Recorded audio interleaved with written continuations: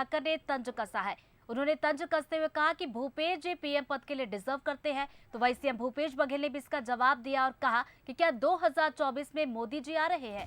तो अजय चंद्राकर ने सीएम के सवाल का जवाब भी दिया है और कहा कि किसी पद को डिजर्व करने का मतलब बन जाना नहीं होता। तो देखिए, छत्तीसगढ़ में विधानसभा का मानसून सत्र चल रहा है और आज दूसरा दिन है।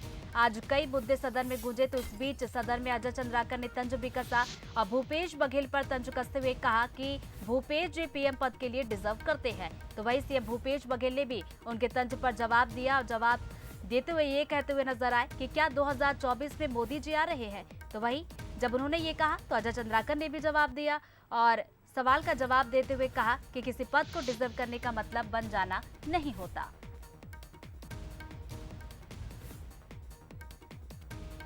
तो चलिए इसी पर बातचीत करेंगे। हमारे सहयोगी कुलेश्वर हमारे साथ फोन लाइन पर जुड़ गए। कुलेश्वर, देखिए दूसरा दिन था आज, सत्र चल रहा है और कई मुद्दे भी गूंजे, लेकिन यहाँ पर चंद्राकर ने तंज कसा कि भूपेश जी पीएम पद के लिए डिजर्व करते, तो वही भूपेश भी जवाब देते हुए नजर आए कि 2024 में क्या मोदी जी आ रहे हैं।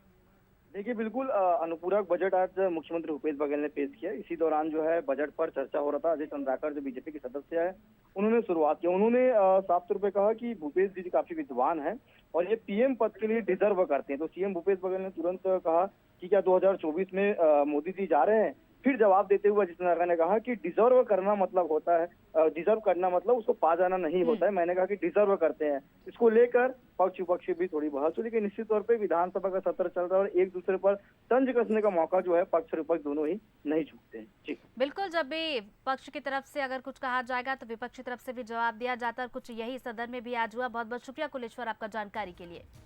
तो रायपुर से एक खबर थी जहां पर सदन में अजय चंद्राकर ने सीएम भूपेश बघेल पर तंज कसते हुए कहा कि वो पीएम पद के लिए डिजर्व करते हैं। तो वहीं सीएम भूपेश बघेल भी कहा चुप रहते। उन्होंने कहा कि 2024 में क्या मोदी जी आ रहे हैं।